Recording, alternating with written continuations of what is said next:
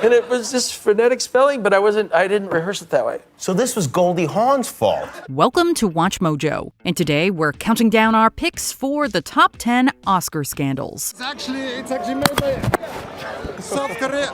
No, sorry. For this list, we're looking at the most infamous moments in Academy Award history. Which Oscar scandal shocked you the most? Let us know in the comments. Number 10, present all 24 and present all 23. The Oscars aren't just about recognizing iconic stars, but also hidden figures who make filmmaking possible. So many found it insulting in 2019 when the Academy announced that 4 categories wouldn't be presented live to shorten the ceremony. As a director, without my cinematographer, without my editor, without hair and makeup, there is no movie. In addition to receiving backlash from certain giants like Guillermo del Toro, this decision inspired the Present All 24 movement, courtesy of awards expert Amanda Spears. The Academy relented in this case. Under pressure from ABC, though, they revisited this idea in 2022, announcing that 8 of the now 23 categories would be pre-taped. It's not live. It looks live. All right. With disrespectful moves like this, it's been argued that the Academy of Motion Picture Arts and Sciences and ABC are chasing a broader audience they'll never appeal to. The same has been said about the proposed popular film category and Oscars fan favorite. It used to be that the Best Picture was also a popular picture for years and years and years. And I think that a new category kind of makes the Best Picture category seem less best. Number 9, Rob Lowe and Snow White making music together.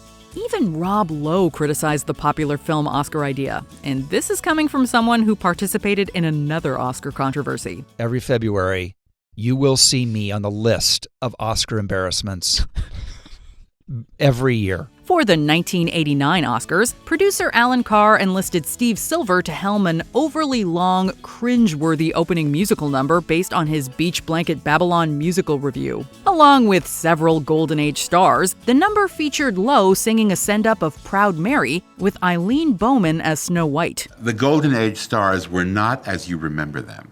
Julie Andrews, Gregory Peck, and Paul Newman are just some of the names who declared the ceremony a, quote, embarrassment. It wasn't very glamorous to see Dorothy Lamour being carried across the stage under the armpits by 2 guys. Perhaps nobody was more appalled than Walt Disney Company president Frank Wells, resulting in legal action. What's Rob Lowe doing singing and dancing? What's he doing with Snow White?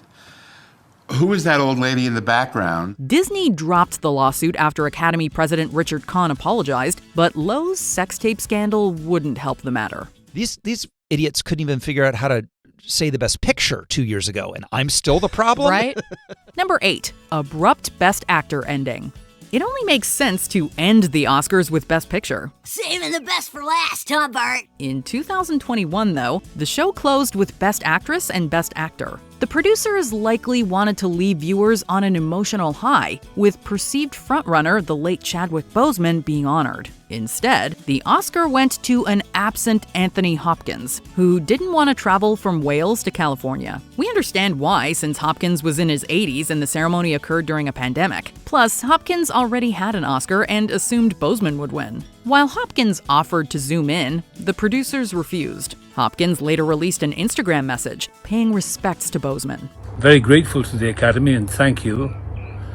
And I want to pay tribute to Chadwick Boseman, who's taken from us far too early. The ceremony, however, ended on an awkward note that demonstrates why you shouldn't try to force moments. This is how I honestly and really truly feel about it. There's no award that can validate his legacy. Number 7, Jack L. Warner accepts Best Picture for Casablanca.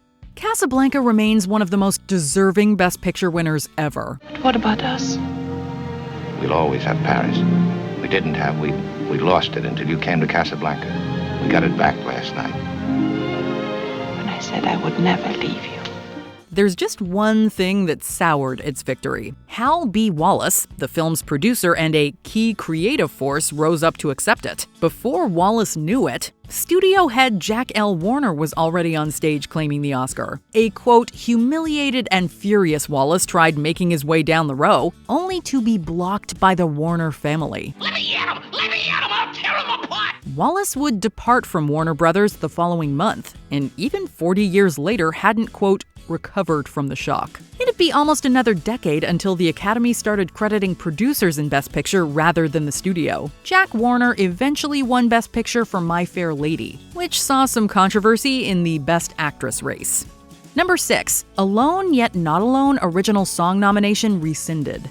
The 2014 Best Original Song nominees had several hits, including Happy from Despicable Me 2 and eventual winner Let It Go from Frozen. Let it go, let it go. I am one with the wind and sky. When Alone Yet Not Alone was announced among the nominees, though, everyone asked the same question. What the heck is that? You were nominated? While the Academy has become known for recognizing under-the-radar works, this song and the film it stemmed from were obscure even by Oscar standards. They had an oath to keep. You'll never leave me. I promise. As it turns out, co-writer Bruce Broughton just so happened to be a music branch member and a former Academy governor. Broughton also emailed branch members about his song, which the Academy deemed to be a breach of ethics. The nomination was thus revoked only a couple of weeks later, and then there were 4. Number 5. Elizabeth Taylor wins Best Actress for Butterfield 8. People don't always win Oscars for their most deserving work. Why won't you face the truth? Following 3 nominations for Raintree County, Cat on a Hot Tin Roof, and Suddenly Last Summer, Elizabeth Taylor finally won Best Actress for a movie she loathed, Butterfield 8. You couldn't match what I've already turned down. A 180-foot yacht in the French Riviera, Van Goghs in every room. Although it received mixed reviews, everybody was intrigued by the parallels between Butterfield 8 and Taylor's life. In the film, Taylor plays a promiscuous woman who has an affair with a married man.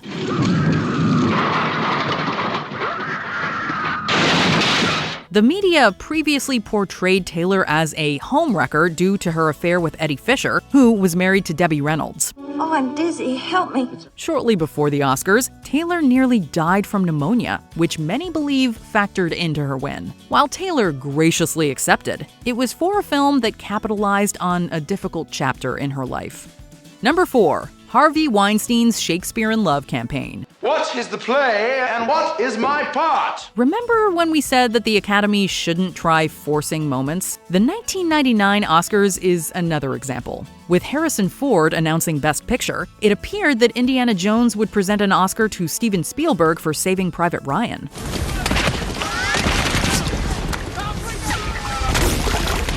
Instead, Ford read off Shakespeare in Love. This shocking upset didn't come out of nowhere, as Shakespeare had more nominations.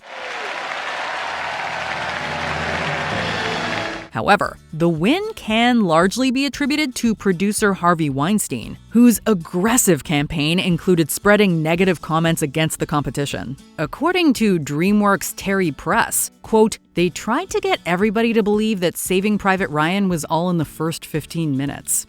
Maybe you should shut up." Many think that Weinstein's mud-throwing tactics undermined the voting process. The win is only made more uncomfortable given what we know about Weinstein now. Number 3. La La Land. We mean Moonlight. We pity anyone who turned off their TVs right after La La Land was declared Best Picture of the Year. I was worried at the beginning that people would think it was a prank. As the musical's producers began to wrap up their acceptance speeches, it was announced that there had been a mix-up, and Moonlight actually won. Suddenly, the delayed response from presenters Warren Beatty and Faye Dunaway made much more sense. PricewaterhouseCoopers accountant Brian Cullinan mistakenly gave Beatty the Best Actress envelope instead. Cullinan probably should have been more focused on the envelopes and less preoccupied with Twitter. He looked around. He looked over me. He looked inside the envelope again. I think he was hoping to find another card in there. Time is ticking by. Time is ticking by. While the La La Land producers courteously stepped aside, Envelope Gate seemed to diminish what should have been a triumphant moment for the Moonlight team. I thought, well, maybe this is a misprint. Beatty and Dunaway returned to present Best Picture the following year, this time with the right envelope. Number 2. Oscars So White. When the 2014 Oscar nominees were announced, a lot of people noticed the lack of diversity, especially among the acting nominees. One of those individuals was April Reign, who launched the Oscars So White movement that same day. The hashtag returned the following year when the Academy once again overlooked numerous people of color. And these weren't isolated incidents. And so when I look at the series of nominations of the Academy, it's not reflecting that beauty. Hattie McDaniel became the first African American to win an Oscar, although she had to sit at a segregated table. Just hold on and suck in. Fast forward more than 70 years, and McDaniel is still among the select few people of color to win an Oscar. Oscars So White not only got many to evaluate the Academy's membership, which was roughly 94% white and 77% male at the time, but also Hollywood's diversity problem on the whole. I can only play so many best friends or gang leaders. Before we unveil our top pick, here are some honorable mentions. Matt Stone and Trey Parker wearing Gwyneth Paltrow and J-Lo. The old guard was not pleased. What kind of reactions were you Phil getting? Collins was mad. Yeah, he was like, this is a very serious event. Yeah, but I mean, He did not say he that. really did. Bjork's swan dress. Well, now I've seen it all. Hey, that's the name of the song she got nominated for. Robert Opel goes streaking. Hey, the Oscar doesn't wear any clothes either. Michael Moore bowling for controversy. What's next, a documentary about George W. Bush? Oh, wait. Thank you. Yeah, where were you in the Kodak Theater? I could have used you. Dr. Dolittle nominated for Best Picture. Pretty much proof that members can be wined and dined into nominating your movie. They're all having very narrow escapes, like this one. There we are, that should do it. Good as new.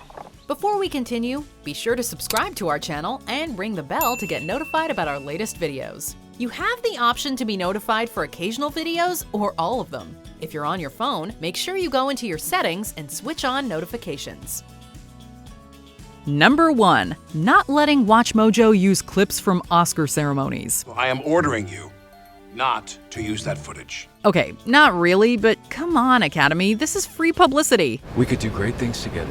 Number 1. Marlon Brando's boycott. We are a country that stands for freedom, for rightness, for justice, for everyone. It simply doesn't apply to those who are not white. Screenwriter Dudley Nichols initially wouldn't accept his Oscar for The Informer due to a Screenwriters Guild dispute. While Nichols did eventually accept the award, the same cannot be said about George C. Scott. The Best Actor winner didn't believe in the competition, seeing it as a, quote, detriment. Of all the individuals who declined their Oscars, none was more infamous than Marlon Brando for The Godfather. I'm going to make him an offer he can't refuse. While Brando accepted an Oscar years earlier for On the Waterfront, Sacheen Littlefeather took his place at the 1973 ceremony. She announced that Brando wouldn't accept the award due to the, quote, poor treatment of Native Americans in the film industry. This moment would shine a much-needed spotlight on the standoff at Wounded Knee. However, the Academy subsequently became stricter with proxy acceptances. There have been nearly 400 treaties written by the United States in good faith with the Indians, and every single one of them was abrogated. Means broken or changed. Do you agree with our picks? Check out this other recent clip from WatchMojo. And be sure to subscribe and ring the bell to be notified about our latest videos.